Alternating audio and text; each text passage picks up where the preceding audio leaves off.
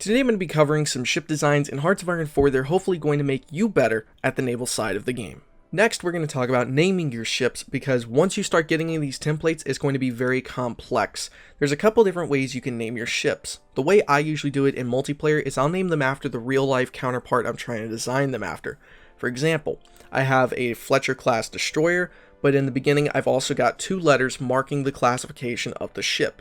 Now in World War II this was a real thing that the admirals did, and they still do it to this day in naval warfare, and I'll have on the left side of the screen, probably going away now, but those are all the actual classifications for the ship and the ship type. So you have two letters signaling if it's a BB for battleship or whatever. Anyway, you guys see all that right there.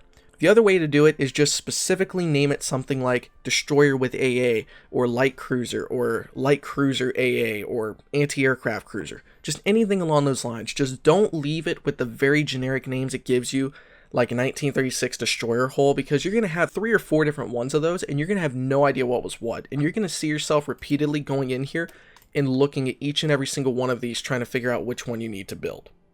Now, because I know you guys don't want to spend 20, 30, or even 40 minutes listening me to explain each and every single armament on these things when you can clearly tell what AA is, I'm only going to cover the things that look a little bit odd and you can't really tell what they are, like armor and so on.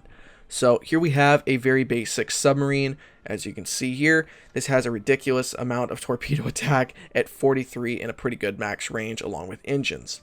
One other thing though I did forget to mention earlier that I just remembered. You're probably wondering, shouldn't you maybe do level 1? It doesn't really make that much of a difference to your production cost. Right now we're at 570. If we go down to, let's see, all ones, we take about 70 production cost off, which is good. That's a couple days.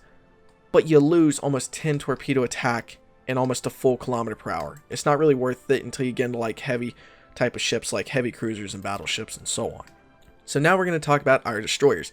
So as you can see here, we have a very basic destroyer with a level 2 sonar. The reason you want to have quite a few of these actually as your main destroyers is because they're designed for everything. If they get into a naval battle with your carriers, then you have some AA on them to protect your, ships from being bombed. Or you have a level 2 gun, so if you go up against a lot of screens, you can do a little bit of damage towards the screens. If you have torpedoes, you can engage enemy ships like battleships and stuff with them. If you have depth charges, you can engage the submarines. So this is kind of an all-around type of destroyer. Really should be your main one you're using. Next we have an ASW, which is anti-submarine warfare. This is a level 2 sonar, level 2 engine, all that other stuff you can see. So next we have an AA destroyer. This seems absolutely ridiculous to have 3 AA guns, but trust me on this. This is a really good thing to use for literally almost every situation where if you don't have an aircraft carrier or enough to make an AA cruiser, this is your next best option for AA protection against enemy planes. Next we have an anti-mine warfare ship, which is right here. Just 2 of the basic mine sweeping gears, and that's pretty much it. Next we have a Cleveland, which is our light cruiser, now that we're starting with light cruisers. Clevelands are literally designed to be light cruisers. By the way, this is Light Cruiser Armor 2. These are designed to literally just be cruisers. They're made to destroy enemy destroyers and down, I guess you could say, aside from submarines. So really just enemy destroyers, other enemy light cruisers, maybe do some damage to heavy cruisers as well. That's pretty much what this is designed for. Next, let's go to our Atlanta class light cruiser. This seems a bit much, but trust me, it's not. Air warfare in Hearts of Iron 4, at least for the naval side, is the #1 thing that really decides the outcome of the battles. If you have the most AA inside of your fleet, if you get enough of these out, I can pretty much guarantee that you're going to wipe the skies from all enemy planes attacking. I'm telling you, these are going to be a great investment for you guys to take part of inside of your gameplays. Also, this is a light armor 1. I know that seems like a bad idea, but these are supposed to be able to be a AA ship. They're not made to go up against enemy ships, so there's really not a reason to max the armor out too much. So, just a lot of AA. By the way, you're wondering also about the fire control system stuff. I don't really see a point in adding those, because if you try to add them to a light ship like this, they're already on there.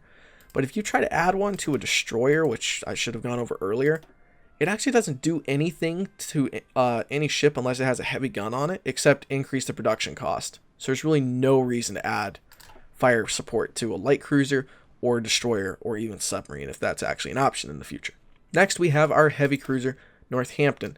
This is a level 3 heavy cruiser armor, or just basic cruiser armor, level 3. And another reason you guys want to start adding catapults to only your heavy cruisers is because it increases the surface detection to 30, but your light cruisers don't really get that kind of range anyway, so there's not a reason to add these catapult plane launches to your light cruisers, because if you actually see the enemy anyway, your ships still can't engage them because they're too far off. So you only want these on heavy cruisers and up. Now we're going to be getting into the really big time ships. Here we have a Alaska battle cruiser. This is a level 2 battle cruiser armor. This is literally, that's about it. We do have a fire control system on this one, and the only reason is because, as you can see, it takes a little bit of the attack down just by getting rid of it, but it doesn't really make that big of a difference to me. So I just prefer to keep it on there anyway. So again, you want to make sure you have one of these little biplane recon things. Now for battleships. Here's the kind of idea behind designing a battleship. This thing is supposed to be able to take out anything the enemy throws at you on the sea. Very first fire control system, by the way. And it also has one of these little things on them here, the recon plane, so it can detect any enemy ships. Next, let's talk about our super heavy battleships. Super heavy battleships, you want to have a lot of AA. The guns on them already are more than enough to sink enemy ships once you get up to about 3. So past that point, you just want to add AA to your ships so they can take out enemy planes. Once you get around this kind of template here, I don't see anything stopping it unless you're going up against somebody who has thousands of submarines. They've just wiped your entire navy out. This is level 3 armor, by the way, for the battleship, and a level 2 secondary. Now for the last two I'm going to be covering, we have our aircraft carrier and our escort carrier. Here we have a regular aircraft carrier. You just want one AA on these. You don't need anything else. You need a level 2 engine, level 2 secondaries in case they go up against destroyers, and the rest is just a flight deck. For our very basic CVE, which is an escort carrier, it's half the production cost. It's got one open hangar on it, and it's got one AA, one secondary. You're probably wondering, why don't you have more? Well, the more you have for at least hangar space, it goes up quite a bit. I mean, a good chunk. And you get, yes, you get double the planes, but escort carriers are more designed to be thrown at the enemy pretty quickly. You're supposed to have a ridiculous amount of escort carriers in battles. Well, not I mean every battle, but that's kind of what they were designed for. They were designed to be cheaper aircraft carriers. This is going to be the most important part of this video that a lot of people really don't understand going into this. You're probably wondering, why do I have so many different setups? Wouldn't it make more sense and be better off to design one ship like the Fletcher, where it can attack multiple targets? The answer is going to be easily no. See, the way naval battles work is the highest stats essentially is what kind of wins or loses the battle, realistically. So right now, see, our anti-air is only 2. With our AA only being 2, if the enemy wipes out our planes on the carriers, these destroyers are just bait, compared to if I have, say for example, all level 2 AA on this destroyer, our AA goes up almost 5 to really about 7.8. So then it can just use the AA stats against the enemy planes that are going into the battle and shoot down way more planes as long as the ship is alive. So it makes more sense to have multiple ships designed for different goals all go into the same battle. Some for anti-subs, some for anti-ships, some for anti-planes. All those together give you the highest stats possible for naval battles and really the most chance to win, realistically. Next, you're probably wondering, why is the cost set up the way it is with these ships?